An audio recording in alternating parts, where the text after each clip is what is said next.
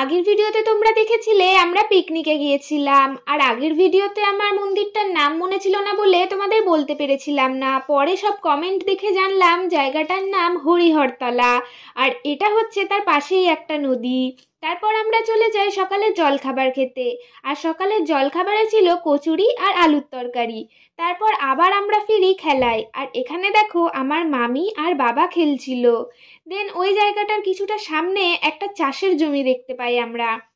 অন্যান্য পিকনিকে গেলে আমরা সাধারণত সর্ষের ক্ষেত ছাড়া আর কিছুই দেখতে পাই না। এখানে এসে আবার দেখলাম বিভিন্ন রকম ফুল সবজির চাষ হচ্ছে।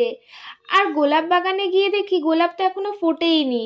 দেন ওখান থেকে আমরা বেরিয়ে পড়ি, আর আসার সময় দেখতে পাই একটা ছাগল নীল ডাউন করে দাঁড়িয়ে আছে, মনে হয় ওকে কেউ পানিশমেন্ট দিয়েছিল। তারপর এখানে এসে তো দেখি বিভিন্ন রকম খেলা শুরু হয়ে গেছে।